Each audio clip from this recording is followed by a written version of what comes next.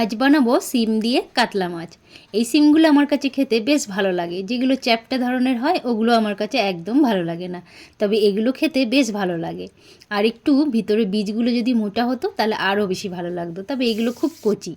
তো মাছগুলোকে প্রথমেই দেখো আমি ভেজে নেব, উল্টে পাল্টে দুটো পিঠই বেশ ভালো করে ভেজে নেব। ভাজা হয়ে গেলে মাছটা তুলে নিয়ে ওই তেলের উপরেই গোটা জিরে ফোড়ন দিয়ে লম্বা লম্বা করে কেটে রেখেছিলাম আলুগুলোকে ভেজে নিয়ে তারপর এখানে পেঁয়াজ বাটা, আদা বাটা, জিরের গুঁড়ো আর শুকনো লঙ্কার গুঁড়ো, স্বাদ মতো লবণ আর একটা টমেটো কেটে এখানে দিয়ে দিয়েছি।